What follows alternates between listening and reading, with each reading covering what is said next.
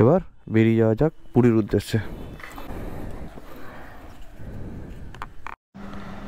তো জয় বাবা ভোলেনাথ, ভোলেনাথের নাম নিয়ে যাত্রা আমরা শুরু করলাম। সকালটা কিন্তু বন্ধুরা বেশ ভালোই ঠান্ডা আছে। তো বন্ধুরা ঘড়িতে সময় হয়েছে সকাল 6:06 আর এই মুহূর্তে আমি যাদবপুর ক্রস করছি, মানে জাস্ট বাড়ির থেকে বেরোলাম। তো অনেকটা দেরি হয়ে গেল অ্যাকচুয়ালি, বাঁধতে ছোটো যে আমার ট্যাঙ্ক ব্যাগটা ছিল ওটা সামনে এসে গেছিলো, তো ওই জন্য একটু দেরি হয়ে গেল। তো কোনো অসুবিধা নেই, 6টা মানে আমাদের পৌঁছাতে মোটামুটি 4টে বেজে যাবে। তো ওয়েদার যা দেখছি ওভারকাস্ট কন্ডিশন, পেছনের টায়ারে আছে 28, ঠিক আছে 28, সামনের টায়ারে আছে 28। তো গাড়ি চললে আশা করি একটু হাওয়া বেড়ে যাবে। তো দেখা যাক কতটা কি হয়। উইন্টারের ফার্স্ট রাইড আমি শুরু করলাম। জয় ভোলেনাথ। তো সময় হয়েছে ঘড়িতে 6:20 আর আমি এখন ক্রস করছি দ্বিতীয় হুগলি সেতু।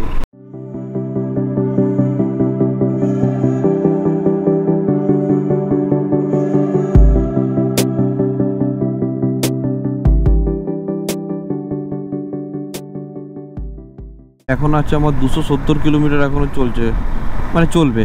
তো ভরানোর দরকার নেই, কারণ অন্যান্য সময় এখান থেকে পুরো ফিউয়েল একদম পুরো ফুল ট্যাঙ্ক করে বেরিয়ে যেতাম। তো এখন যা পেট্রোল আছে এখন আমি অনেকটা দূরই প্রায় চলে যেতে পারবো। হয়তো সেই জলেশ্বরের কাছে গিয়ে হয়তো আমাকে পেট্রোল ভরাতে হতে পারে। এটা চলে যাচ্ছে দিল্লি রোড, আর এটা আমরা বম্বে রোড ধরবো, খড়গপুর রোড। সোজা খড়গপুর থেকে লেফট নিয়ে নেবো। এটা দিল্লি রোডের জন্য এটা চলে যাচ্ছে, এখান থেকে তারাপীঠ যাবে, বর্ধমান চলে যাবে, সব দুদিকে চলে যাচ্ছে। আর এটা আমাদের এক্সট্রিম সাউথের দিকে চলে যাচ্ছে। পাঁচলার কাছে জ্যাম দেখো বন্ধুরা, এই জ্যামটা কোথা থেকে এলো বুঝতে পারছি না। একটা ল্যাম্প পোস্টকে একটা লরি উড়িয়ে দিয়েছে, যার কারণে ওই জ্যামটা পড়লো।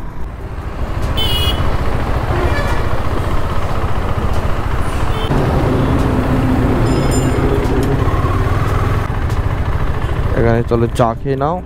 তো বন্ধুরা আমাদের চা খাওয়া শেষ, আমরা আছি নিহাই হাইওয়ে নেক্সট ওম এন্টারপ্রাইজ। এটা একদম Dhulagarh toll plaza just cross করেই বাঁ হাতে পাবে পুলিশ ডিপোর পাশে। তো এখানে খুব ভালো জায়গা আছে, এখানে বাইক রেখে গাড়ি রেখে তোমরা চাটা খেয়ে ব্রেকফাস্ট করে আবার বেরোতে পারো। পিসার পাহাড় দেখতে পাচ্ছ, ওই জানি না ক্যামেরাতে কতটা দেখা যাচ্ছে, বেশ উঁচু পাহাড়টা, ওইখানে বেশ কিছু দেখা যাচ্ছে। খেয়াল রাখবে এই উলুবেড়িয়ার এই ক্রসিংটা কিন্তু খুব ডেঞ্জারাস ক্রসিং, ঠিক আছে। এখানে অধিকাংশ সময় একটা মানে অলওয়েজ একটা আতঙ্কের বিষয়, কারণ এখানে দুমদাম করে গাড়িগুলো এদিক ওদিক থেকে মুখ বার করে দেয়। তো যখনই এই স্পটে আসবে একটু চেষ্টা করবে গাড়ির গতিটা একটু কমিয়ে দেওয়ার। যদিও এখানে সিগন্যালিং আছে তবু অনেকে সিগন্যাল মানতে চায় না, জাস্ট ক্রস করতে চায়। তো বাড়ি থেকে যখন বেরিয়েছিলাম তখন দেখো 29 ছিল হাওয়া, এখন দেখো 32 হয়ে গেছে। মানে প্রেশার টায়ার যত গরম হবে চলতে চলতে তত কিন্তু হাওয়া ইনক্রিজ হতে থাকবে।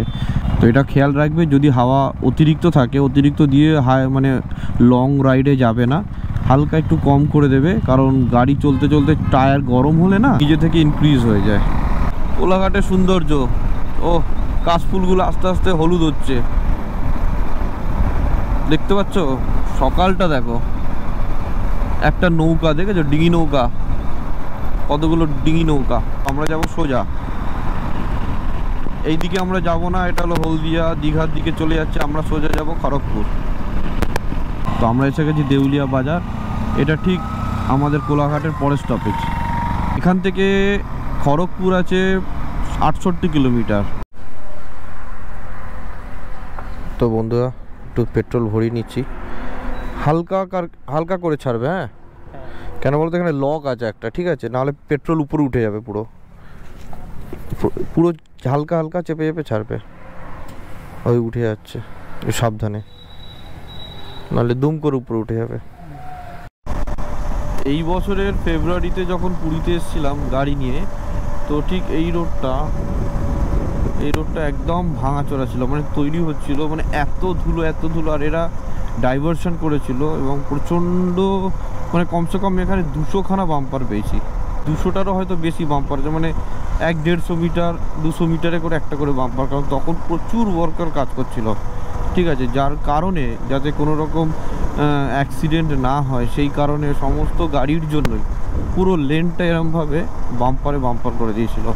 বালাসোর এখান থেকে 59 কিলোমিটার, ভুবনেশ্বর 258 কিলোমিটার, পারাদ্বীপ বন্দর 274 কিলোমিটার। তাহলে বালেশ্বর এখান থেকে মোটামুটি 59 মানে 1.5 ঘন্টা ধরে রাখতে পারি। তো 1.5 ঘন্টা বালেশ্বর টাচ করবো। এখন হচ্ছে ঘড়িতে সময় 10টা বেজে 15 মিনিট।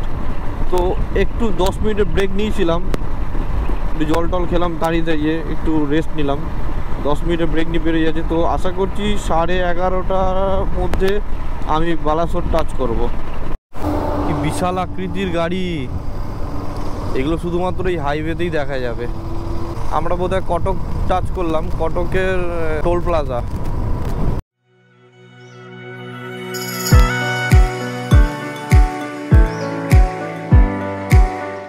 তো বন্ধুরা, এই সেই জায়গা যেখান দিয়ে পুরী এন্ট্রেন্স হয়। Welcome to Puri. আর 42 কিলোমিটার, আর মাত্র 42 কিলোমিটার, তারপরেই আমি পৌঁছে যাবো পুরীতে। এই বাঁ দিকে কোনারক 41 কিলোমিটার। এর আগের বার আমি এইটা দিয়ে গেছিলাম কোনারকের মন্দিরে। আমরা পুরীতে এন্টার করছি। আচ্ছা, এই বাঁ দিকটা দিয়ে যেটা রোডটা চলে গেছে, ওইটা চলে যাচ্ছে তোমার সিটির দিকে, সামনের দিক থেকে যেটা বাঁ দিকে চলে যাচ্ছে। আর যদি আমি সোজা যাই, সোজা গেলে আমি ম্যারিন ড্রাইভের শুরুটা, একদম ম্যারিন ড্রাইভ হয়ে আমি আমার হোটেলে ঢুকবো। এই দিক থেকে ঢুকলাম ম্যারিন ড্রাইভ থেকে, ডান দিকে চলে যাচ্ছে মোহনা, আমি বাঁ দিকে যাব। এই দেখো, দেখেছো ঢেউটা দেখো। তো বন্ধুরা, আমি বেরিয়েছি হোটেল থেকে। একটু ভাবলাম একটু স্বর্গদ্বারের এখানে একটু এসে একটু যদি কিছু দেখা যায়, ঠিক আছে। তো যেটা দেখলাম অ্যাকচুয়ালি, দেখো দোকানপাটগুলো দেখো সব বন্ধ। দেখো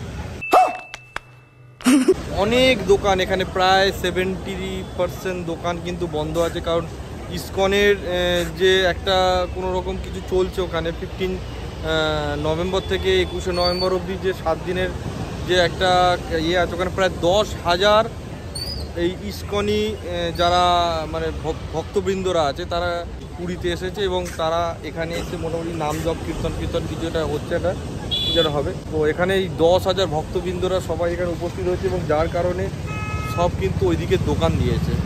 তো অনেক দোকানপাট কিন্তু এদিকে বন্ধ আছে।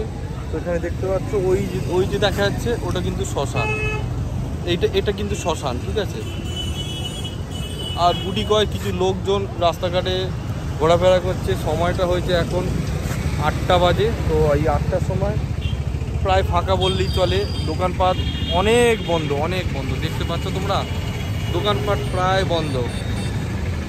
আজকের জন্য গুড নাইট। কাল সকাল সকাল দেখা হবে আমার নতুন ব্লগে। Bye bye, tata.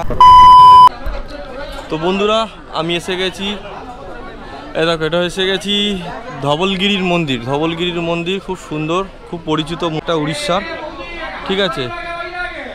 দেখতে পাচ্ছ কত লোকের সমাগম হয়েছে এখানে। দেখো, আমরা জুতো খুলে ওই দিক থেকে এসছি, এসে এদিকে ঢুকেছি। তো দেখতে, এটা হলো মেন মন্দির।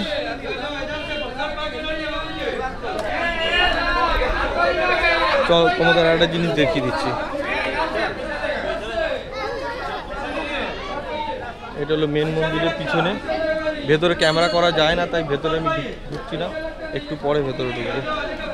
এখান দিয়ে পুরো শহরটা দেখা যাচ্ছে, দেখতে পাচ্ছ? এখান দিয়ে পুরো শহর দেখতে পাবে। এখানে মা পুজো দিয়েছিল একদিন এখানে। এটা প্রচণ্ড ভিড় লেগেছে। চলো আরও মন্দির তোমাদের দেখিয়ে দিচ্ছি। এইটা হলো লক্ষ্মী নারায়ণ ঠাকুরের মন্দির। এটা দেখো, এই মন্দিরটা একদম শিখরে আছে এখানে। চলো আমি ওপর থেকে, আরো উপর থেকে শহরটা দেখিয়ে দেবো।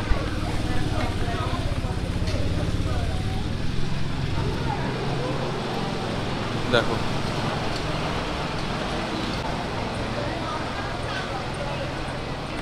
দেখেছো শহরটা? দেখো, এই হলো মন্দির।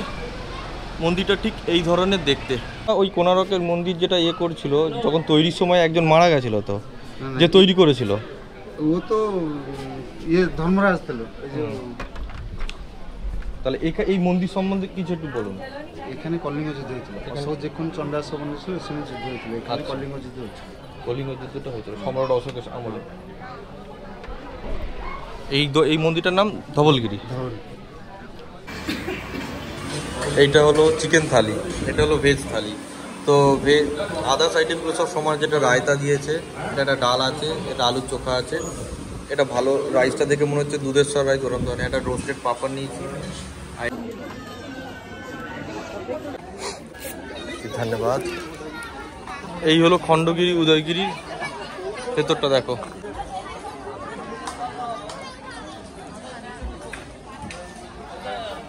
সিঁড়িও না কিছু না, পাথরকে ভেঙে টুকরো করে করে সেটার এখান থেকে যদি কেউ গড়িয়ে পড়ে, ভাবো তো তার অবস্থাটা কি হবে। তো বন্ধুরা দেখো, আমি চলে এসেছি এখন উদয়গিরি খণ্ডগিরি কেভ। ইয়া হলো, তো এখানে অনেক ধরনের গুফা আছে, দেখেছো? কোথায় দেখো, দেখো কোথায় দেখো লোক উঠে গেছে। তো আমি ওপরে উঠবো একটু পরে, ওপরে উঠে তোমাদের দেখাবো যে ওপরে কি আছে। চলো তোমাদেরকে, যারা নতুন আছে চ্যানেলে, যারা দেখছে ভিডিওটা, তাদেরকে একবার দেখিয়ে দিই। এটা হলো যেরকম সর্প গুফা, দেখো সর্প গুফা, কোন ঋষি পিসি মনি এখানে হয়তো ধ্যান। দেখো এটা হলো বাঘা গুফা, লেখা আছে বাঘা গুফা, ঠিক বাঘের মুখের মতো একটা আকৃতি নিয়ে গুফাটা আছে। তো আমি উঠে গেছি, দেখতে পাচ্ছ, খণ্ডগিরি উদয়গিরি কেভের একদম উপরে। তো এই কেভটা অ্যাকচুয়ালি আর একটা নামে পরিচিত আছে, কুমারগিরি, কুমারীগিরি। তো এখানে কলিঙ্গ রাজা জেন মঙ্কসদের জন্য যখন প্রয়োজন পড়েছিল, তো ওই সময় এখানে 117টা কেভ তৈরি করেছিল জেন মঙ্কসদের থাকার জন্য, শেল্টার দেওয়া হয়েছিল যখন কলিঙ্গ যুদ্ধ হয়েছিল।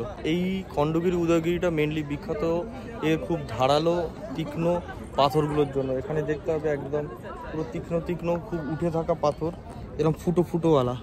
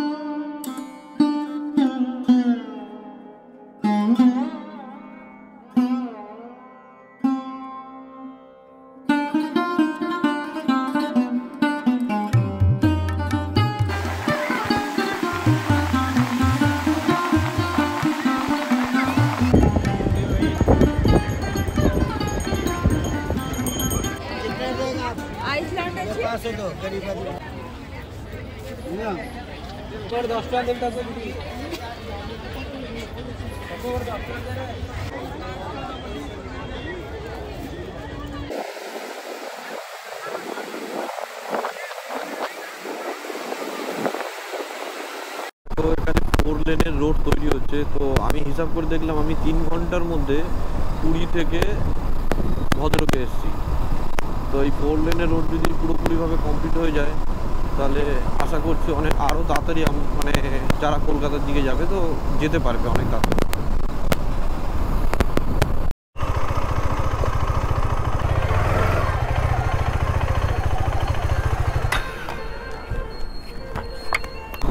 দেখো এই পাথরে যদি ব্রেক মারি পড়ে যাবো আমরা, ছেড়ে দিতে হয়, গাড়ি মোশনে বেরিয়ে যাবে, তুমি পড়বে না, ধরে বসতে হবে।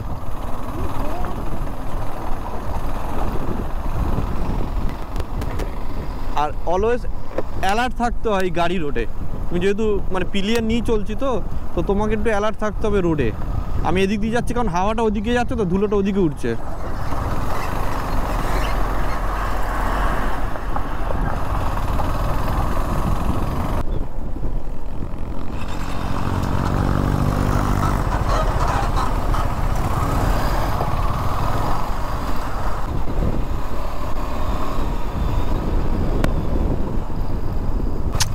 ডান দিক বাঁ দিক, ডান দিক বাঁ দিক, তুমি চালাচ্ছে কম হচ্ছে।